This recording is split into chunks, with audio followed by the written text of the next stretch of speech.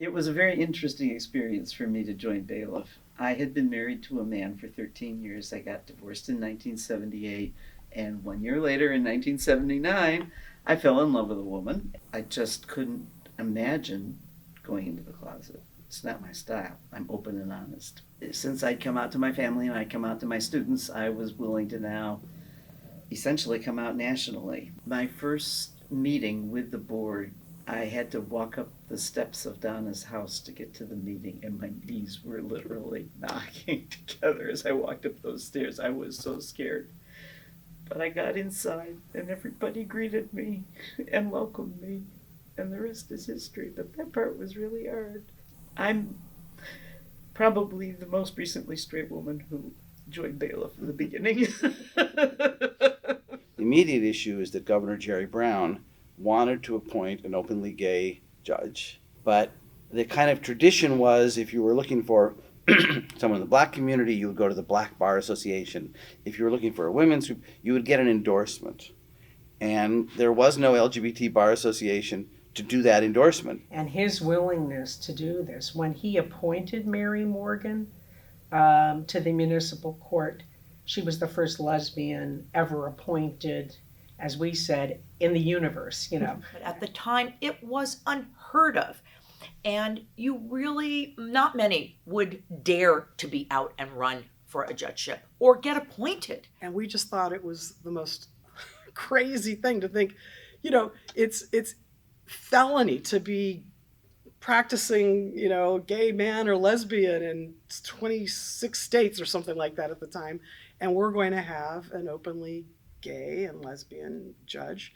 When I became a judge in 1981, it was not so much what I did, but what I seemed to represent to many other people, which was the ability to be out and to be successful and well respected.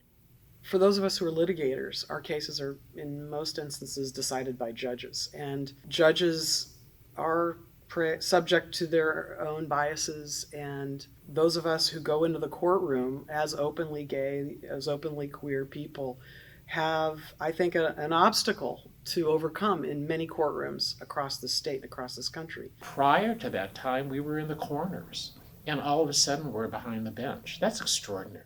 We decided that our directorate needed to be co-sexual. One thing that was very important to us is that there be equal representation of men and women in that organizing group. And indeed, I recall that even in our bylaws, there had to be equal numbers of men and women on the board. And how do you make sure that you're not throwing up yet another barrier to people who have had plenty of barriers put before them? At the founding, it was lesbian and gay. Transgender? What's that? It was all very confined. As the world opened up, and even those of us who were members of a particular sexual minority came to understand that there were a lot of other sexual minorities also that needed representation and acknowledgement.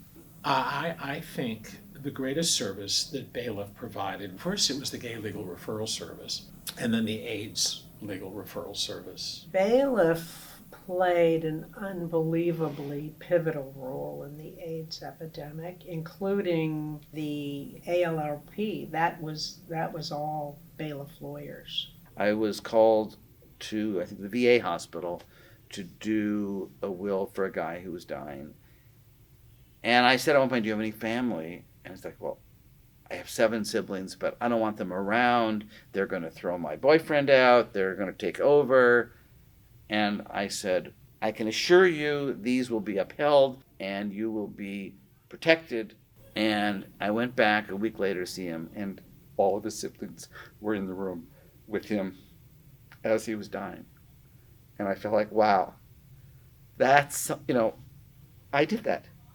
And it was my legal training. And by the way, the fact that this phone network enabled him to get to me, because he would never have found me but for this system. The women and the men all pitched in together. It was such a calamity. It was a very moving experience to see those women be nurturing and also strong and fierce at the same time, and to see the men really appreciate, almost as if for the first time, appreciating and understanding how important the women were to them. The little steps, which in and of themselves might not seem to be anything important, suddenly take on major significance in their multiplicity. And that's what's so important about BALIF, is making sure that each step is taken. I hope that BALIF will help everybody, including lesbians and gay people, come to understand transgender people better. And I hope that BALIF can take it on, is the mentoring programs and the helping younger lawyers who are struggling to be successful. There are other communities being challenged even more dramatically these days, and that requires all of us to look beyond our own liberation to that of others. That's my hope. That's the role we've always played, and it's needed now really more than ever.